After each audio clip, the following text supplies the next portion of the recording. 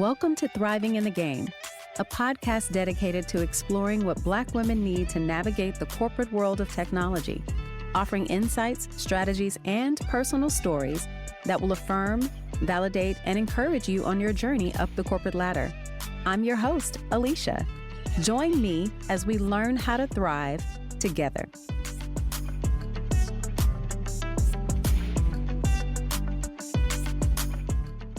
Up until now, I've been very intentional on highlighting Black women with backgrounds specifically in tech. But today, we're doing something just a little bit different for this episode. Last year, when I started doing my research for Thriving in the Game, I came across some really notable career coaches on LinkedIn who also create content around Black women in corporate. One of those coaches is my guest today, Dr. Twanna Carter.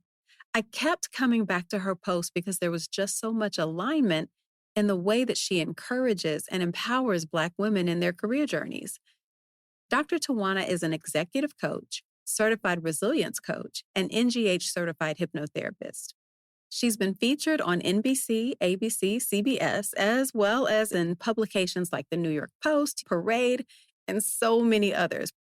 She's had so many cool career paths, including a career in the military, where she served in Desert Storm as the only Black and only female officer in a unit of over 1,200 people. With her breadth of experience, Dr. Twanna was the perfect choice for this conversation.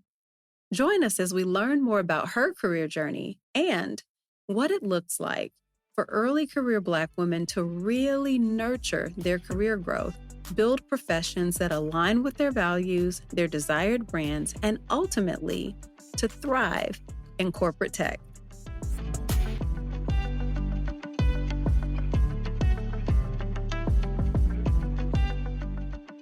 So, Dr. Twanna, you focus on helping your clients navigate the complexities of leadership, career growth, and personal fulfillment across many industries, including tech. As you describe it, your career has been the journey that shaped your purpose. So tell us about your journey and how did you overcome these obstacles and begin to nurture your development into the person and professional you are today? That's such a good question. So I'm going to bounce between past and future, right? And I'll start off with saying that I had social anxiety and I didn't find that out till I was almost 40. So I always felt that there was something wrong with me. Like to walk into a grocery store by myself was hard. Going to the movies by myself at one time, there was no way I'd ever go to the movies. Going to a mall or a store was really, really difficult for me, and it shouldn't have been. I didn't know why, but it was, right? And I'm also an introvert, and I'm an empath, and I didn't find that out again till almost 40. So I had these three things that were always present with me, but they came together in a way that made it really difficult for me early on in my career. And I did what most people do. I blame myself. Is something wrong with me? I must be crazy. I'm not good enough. Everybody else got it, but I don't.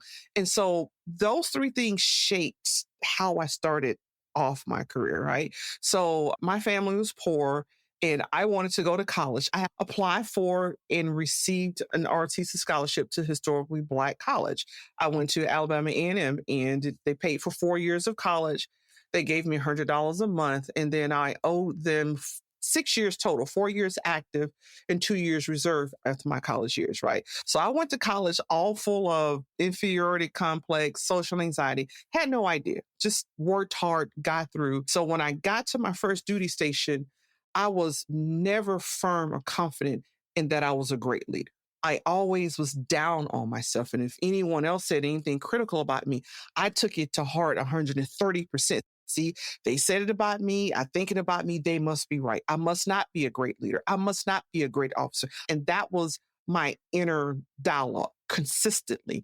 And so when you are always criticizing yourself and you look around at the table as you sit there, you're the only Black face there, you feel like I don't belong here and you feel isolated. So you don't feel like you are as everyone else. And then not just inner, but then there's outer because people treat you as other. you're dealing with two forces there. There were things said because I went to a historically Black college. There were things said because I was a Black lieutenant, because I was a female lieutenant. You're only here on a quota. So it's just all of those things. So you get it externally and you get it internally. And so I struggled. And when I went to Desert Storm, when I first got there, and you know, about 1,200 people, I was the only female officer and I was the only Black officer. So I was, I was it. I was in a tent by myself because you can't put enlisted soldiers and officers in the same tent. So there was more isolation.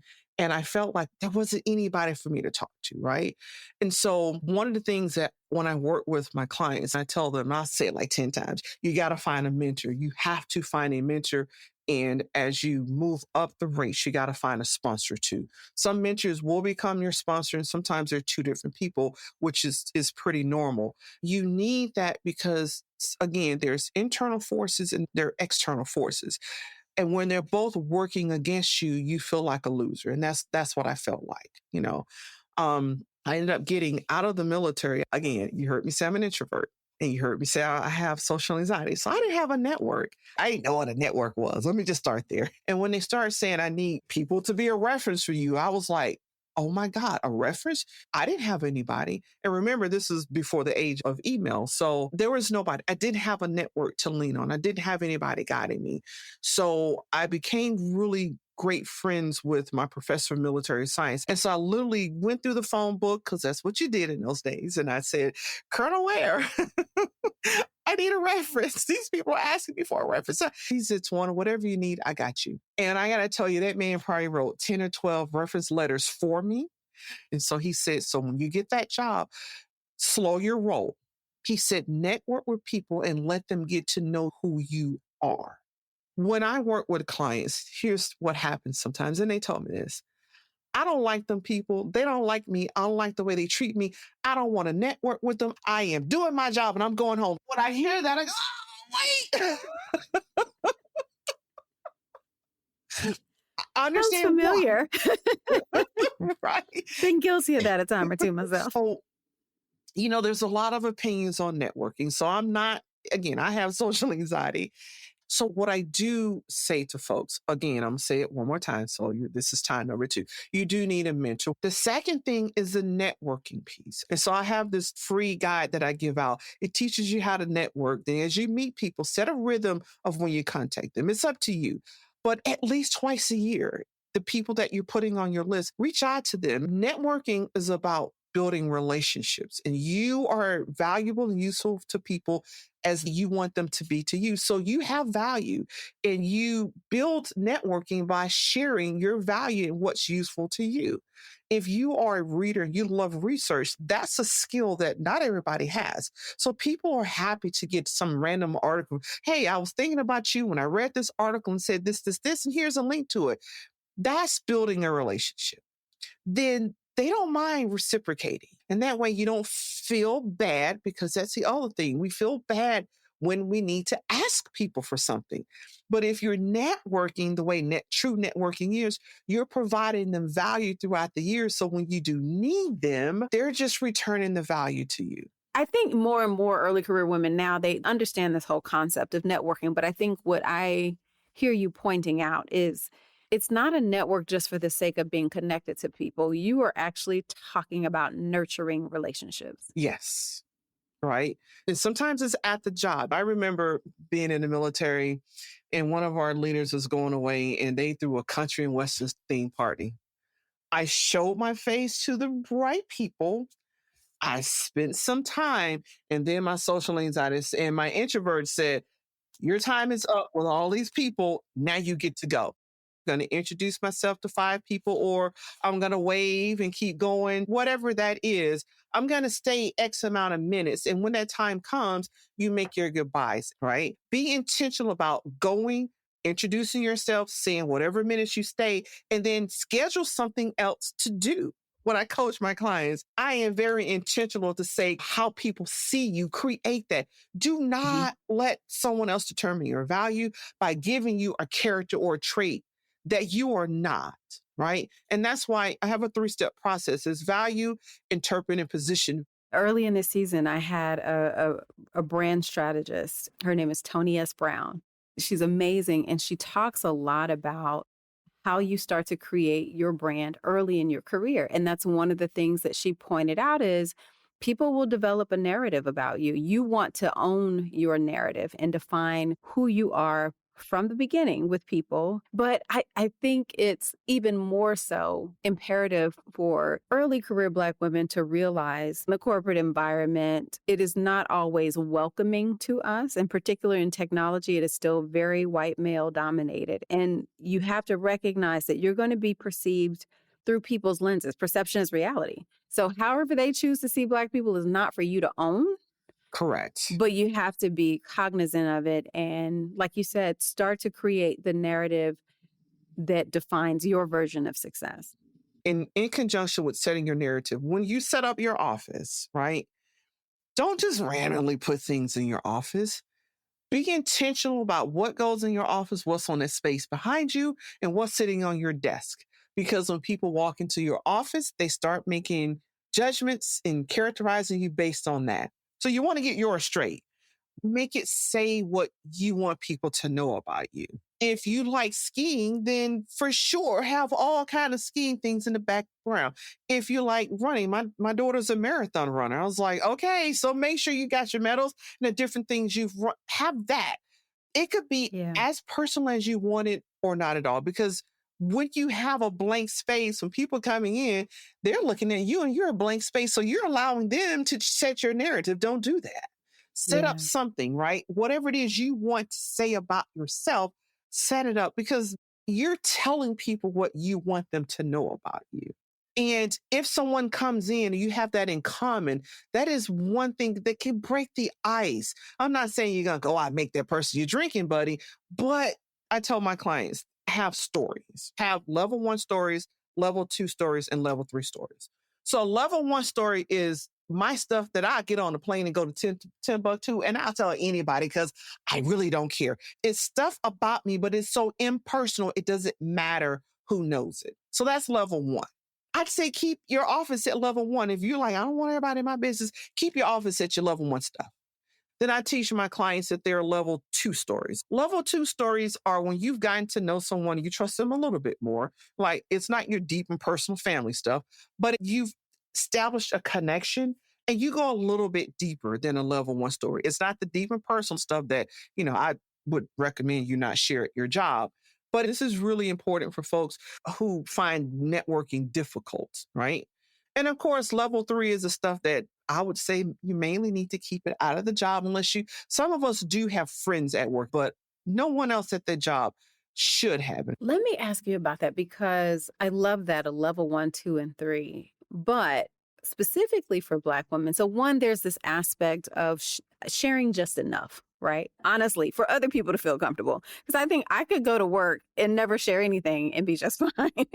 But if you're a very driven young woman and you're trying to create this space for leadership, maybe you have hopes for your master's degree and things like that. But what I find is, as an early career Black woman, sometimes that starts to work against you a little bit because people are going to feel threatened Yes. by your experience and your expertise. And so how do you balance that? I literally was talking to a client about this earlier this week. As Black women, we get excited about that job, our first job, or we get a new job. We're so excited and we go in So and we're happy. ready to just accomplish the world. I'm so happy to be here. And you go in and you just say hi. And the knives come out. And sometimes from those that look like us. Yeah, I've been there. I've been there in an office. They were all women of color. The knives came out. And so you walk in and your level 1 stuff, remember, is anything that you tell anybody. Now, personally, I don't tell everybody about my goals. For me, that's more of a level 2. Until you learn the flavor, I wouldn't be talking about ambition. I think sometimes you will walk into situations where other people will, one, see your gifts before you do. And then two, they're projecting their fears onto you. So then you have to, like you said, navigate, trying to change the narrative, I guess, in that respect. Then you need to work on humanizing what feels good to you to humanize yourself. Not that Yeah. you're not changing anything about yourself, but you want to drop tidbits. Like some people tell you never have pictures of your children up in the office. It depends. I've had pictures of my children in my office from when they're about fourth or fifth grade because I wanted people to see me and humanize me by being a mother of small children. Now, in some offices, you're not going to do that. For me, it worked. It just allowed people to see me as a mother with 3 kids. They saw me in a different light. Then there are some places that I went, I didn't do that. So you got to read the space. Again, I tell you, learn to sit back and observe because I know what it is to go in an office and the knives come out because they think you're going to come in and take over. And I love how you said they see your value. They see your specialties before you do, before you even believe in them. Right. And it's also important, and this is what I didn't do. When people come out against you, stop attributing it to yourself first. Question them, question why. We're socialized to make other people comfortable. And so I don't want to tell people that your goal in life in your early career is to waste energy making people comfortable with you. So don't hear me saying that. Do enough that you are comfortable in that space. The way brand strategist Tony Brown says it, activate different parts of you. Yes. And I've learned to, as Lieutenant Colonel Williams, he said this, and I have just latched on to this.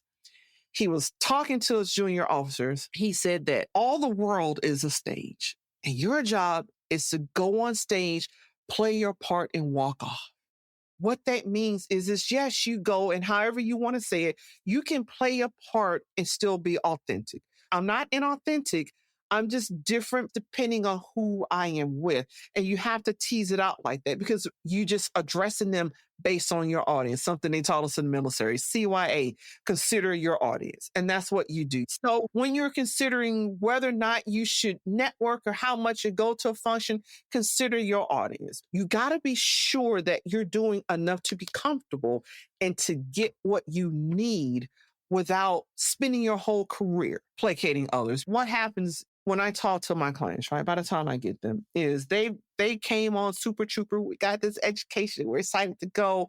And we get into the hustle, and we lose ourselves to the hustle.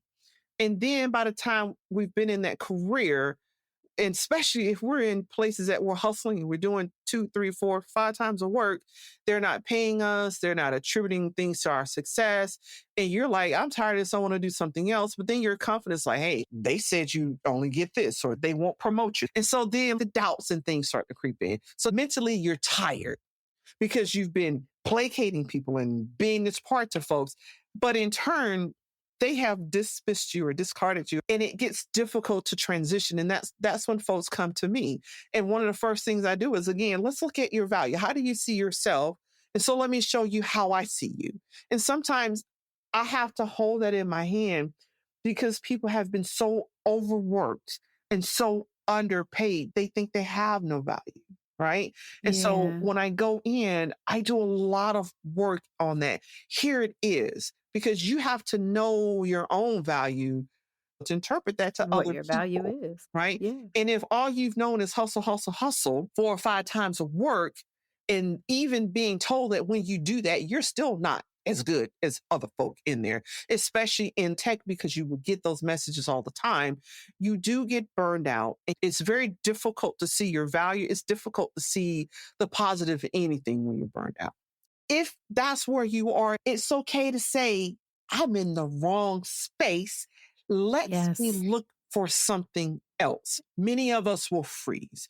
And when I say freeze, what that looks like in the workplace is a person who's unhappy, has applied for raises or promotions, not getting them, can barely get a decent project, but they stay. Sometimes it's a toxic work environment, but they stay because they're experiencing the anxiety response of freeze. They just stay stuck. People will also stand and fight. I've seen people where the handwriting has been on the wall. They were being managed out, but they're like, I'm going to fight this to the end. You're not going to get rid of me. And I was like, time out.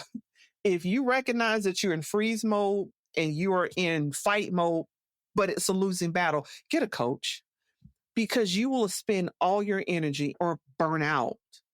Sometimes it's better to just say, this ain't working. I can do better, and I'm going to leave.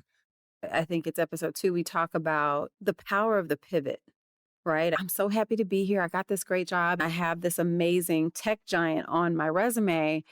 And so I don't want to look like I couldn't hack it. So you stay in an environment. And so that's why we talk about the empowerment. It's your choice. Now you can choose to remain in that space, but I think you better have a strategic plan as to how long you're going to stay, how long you're going to endure, but also recognize sometimes that's just a signal because you're not in the right place. I will say this. If you know you're going home crying every night, or you're drinking every night, or you smoking every night, and your mental health is declining, quit the job. Your mental health Yeah. is worth more than that paycheck. Ask for a sabbatical, get some time off, take some FMLA, but you need to separate yourself from that job if your mental health is in jeopardy. That's the exception there. Otherwise, be strategic about quitting. When I got out of the military, it was a couple of things they told me. When you get your next job, the first thing you should do is update your resume to start looking for the next job. Here's the other thing I told people to do. If you know that you're miserable and unhappy, or they're starting to manage you out, then immediately look around and say, what do I need to put on my resume before I get out here? Then you start doing those tasks and updating your resume at the time.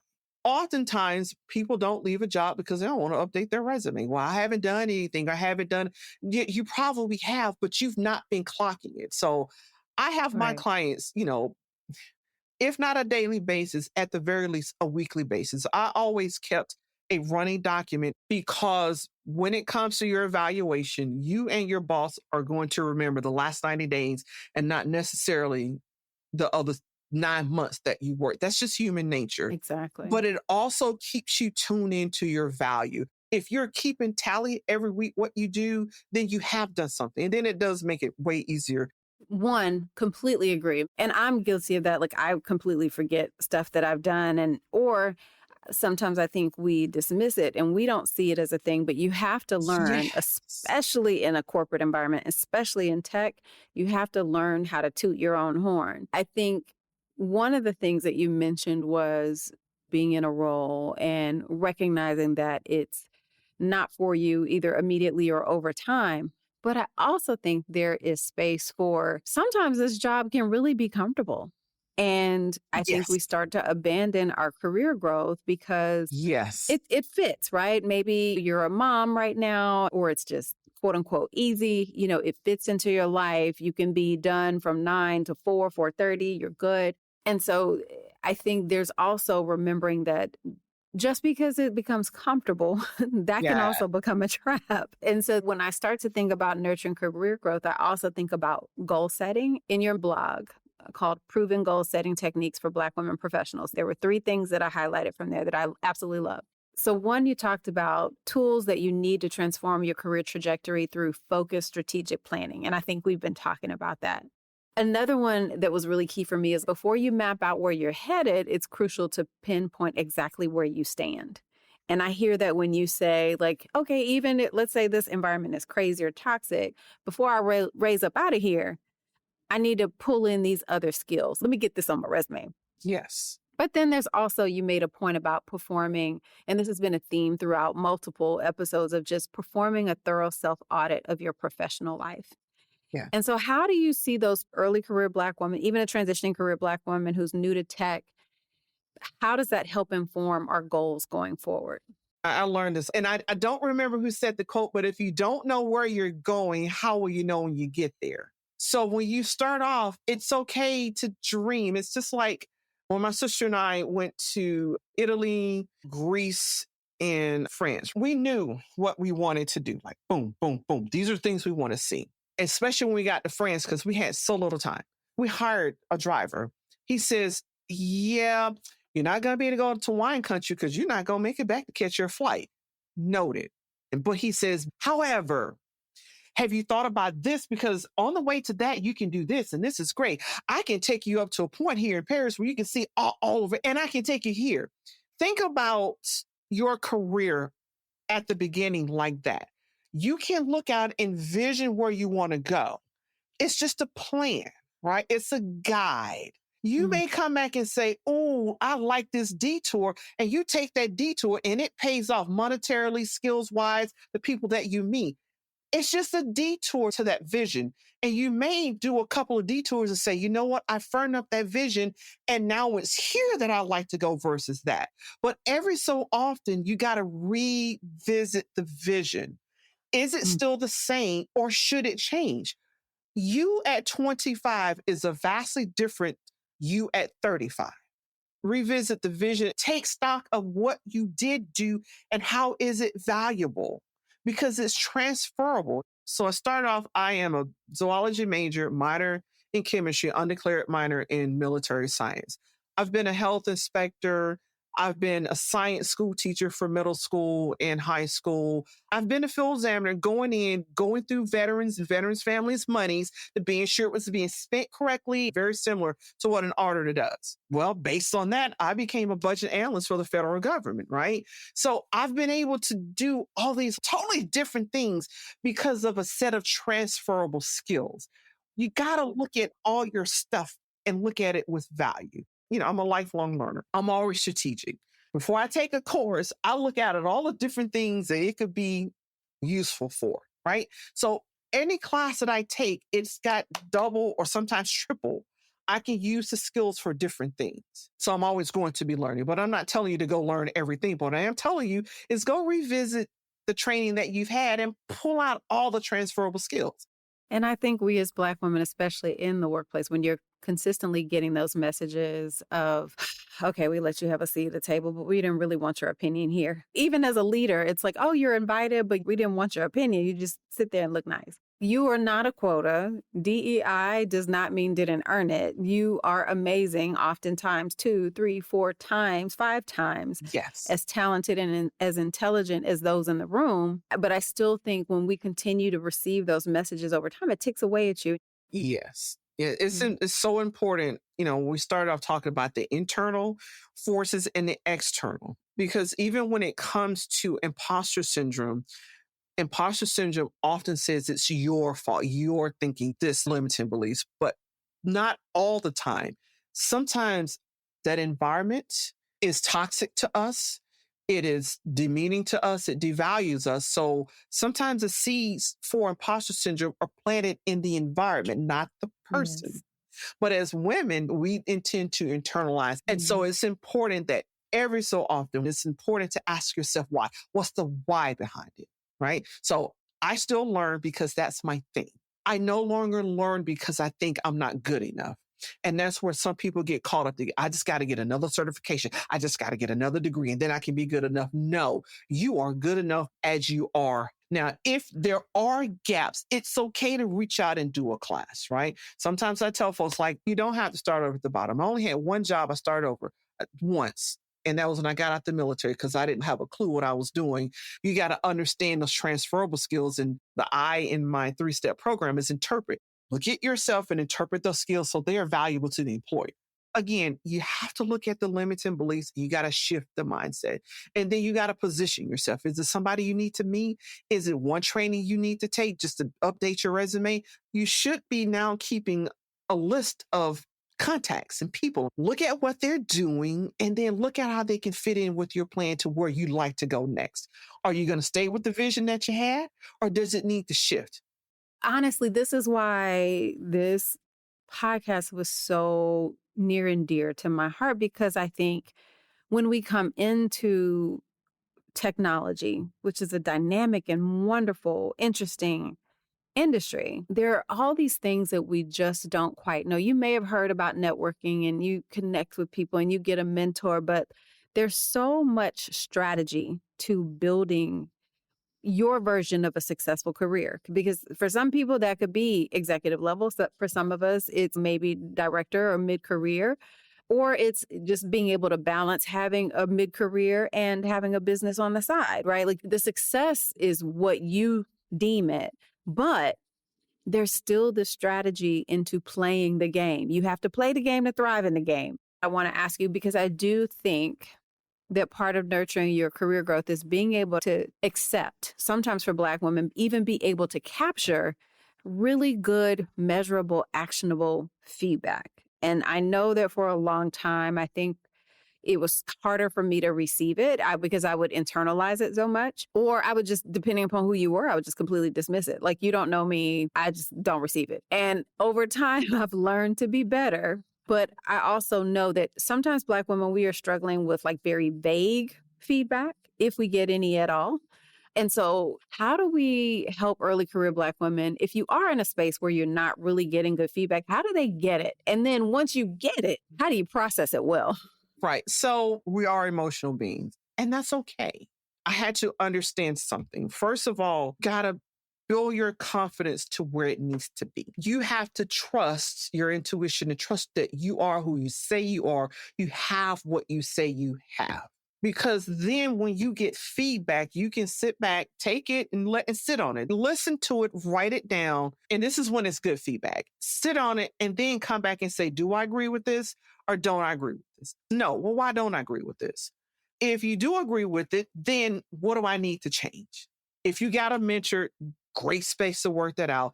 When you get vague feedback from people, well, that means it's something else. If you want the job, then professionally you go after. But otherwise, take that step back and say, they're not being truthful with you, and you may not want to work there, right? Because it's difficult enough to go into a job and try to do what you need to do to fit in with that culture. And so you have to then judge for yourself. Well, you're not quite meeting the measure. So the measure's this. I accomplished X, I accomplished Y, I accomplished Z. So where did I not meet the measure? What part was it? Was it in X? Was it in Y? And this is the hard part. You want to have your voice tone be very matter of fact and not emotional. Some of us get hot and our temperatures raise. You just want to be very calm and say, actually, because you're bringing up facts. You wanted X, you wanted Y, you wanted Z. I did X, Y, Z. You're saying it doesn't fit. Well, why doesn't it fit? And that way you're keeping it factual, not in your feelings. I'm not saying you can't be emotional. Just wait till you leave.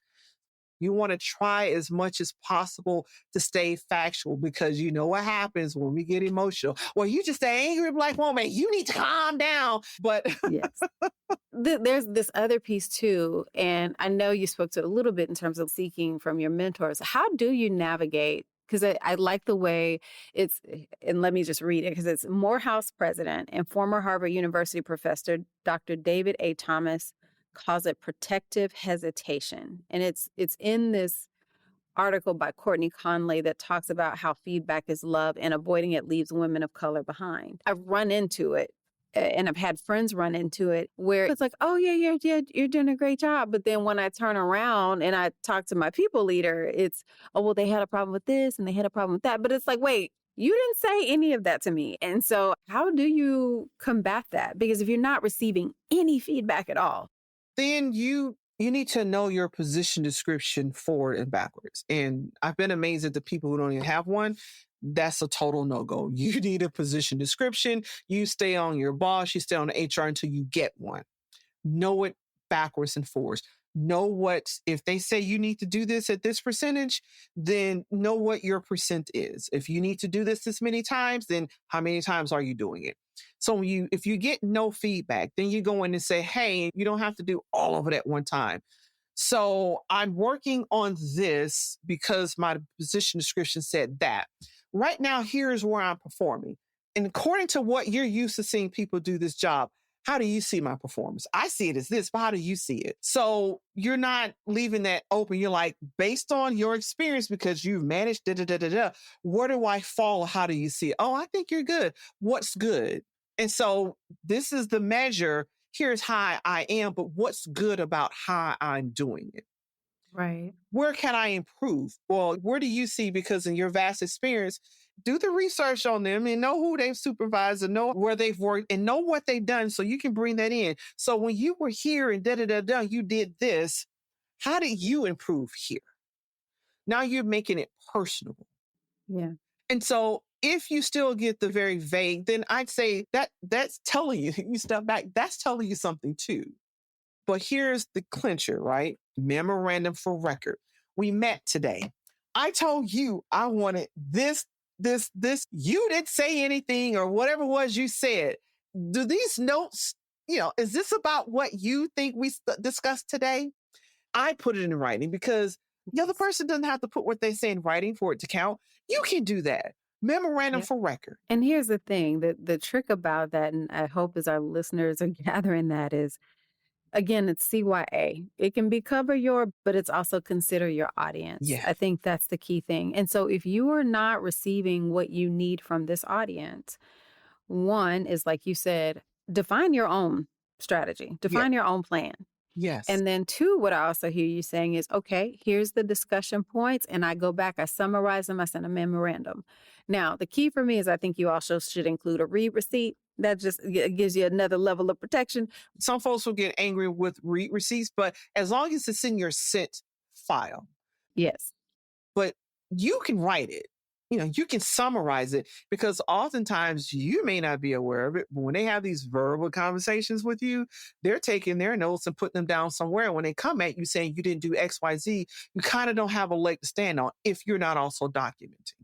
So that's why when you have someone that refuses to give you feedback or gives you vague feedback, follow these steps. And when it's all over and done, we had this discussion. Here's what I asked. Here's what you said. And did you have anything else to add to what we did or what we said? Now, you would never have guessed that Dr. Twanna and I ended up talking for nearly 4 hours. She's originally from Alabama, as am I, and we had the best time talking both career and life. As the story continues to unfold through the work of this podcast, the most beautiful thing to witness is the consistency and the themes that evolve out of these conversations. When it comes to early and transitioning career Black women nurturing their career growth, you first have to be strategic in how you approach your career. Have a vision, have a plan, but be flexible. Learn to recognize early when it's time to pivot. And hear me when I say this. There is no job that is worth you suffering for. If you can make a graceful exit, do it. But if you gotta go, then go. As Bernie Mac said, immediately. Nothing is worth your mental health, and if the writing is on the wall, don't freeze, don't fight, and don't stay stuck. Make a move. Then spend some time reevaluating your vision and goals to determine if you want to keep straight ahead or make a detour. Part of being able to make moves is preparation. Start updating your resume on day one of your new role. Clock your accomplishments, build your skills for what will make you successful right now and for what is to come. In other words, lock in on those transferable skills. Start defining your narrative from the beginning. Don't you let someone else create it for you. Whether it be a cubicle or an office, let it speak the level one story you want to convey. Start your networking practice within the organization as well as the industry by building genuine relationships with the people that you connect to. As Dr. Twanna highlights, set a cadence for reaching out to people a couple of times a year. That's something I probably need to be better at, but, we listen and we don't judge. Ultimately, this will create a community of support that will remind you of your value and just how amazing you are when you experience toxic and challenging environments. Most importantly, find a mentor. When you can't get solid feedback, they can actually help you define your own growth plan. Just be sure to document, take notes, and follow up with a memorandum of record. Try your hardest not to internalize feedback. Let it be a tool for you. Sometimes it won't apply, sometimes it will. Either way, it's helping you get that much closer to your goals. As we wrapped up our conversation, I asked Dr. Twanna to share any parting advice or recommendations for early career women who want to best nurture their career growth. Don't be terrified like I was of failing. Look at everything as a win or learn. You make a decision, you do something, you either win because it was the right thing to do, or you learn because it wasn't quite the right thing to do. If you look at win or learn, then you're not so afraid of failure, and you're also not as afraid of feedback because it's win or learn. Either way, I'm going to move ahead. If there are employee resource groups, do join those. And if you're on Facebook, look for the groups that are similar vibes and not just work. If you like to play soccer, then definitely join a soccer league and play, right? If you are a runner, Black Girls Run, there are running groups. Have these groups not just for work, but for your personal life so that you're not isolated, right? And that's the thing. Isolation makes imposter syndrome feel worse. It makes depression feel worse. It makes anxiety feel worse. We are social beings. So if your socialization ain't at your job, then your socialization needs to be somewhere in your community. Well, Dr. Twanna, thank you so much for today. I've had the best time, and I just appreciate you being here today. Thank you. This has been wonderful. It's always nice to connect to home. Yes, Alabama. It's been a really great time. I really hope you enjoyed this episode. Take some time to reflect on what you heard here. Be sure to follow us on IG and subscribe to our newsletter on Substack. Find us at Thriving in the Game on both. If you have a comment or recommendation, DM or email me. You can find my email in the show notes. I'd love to hear from you as we build community around thriving in the game. Until next time, take care.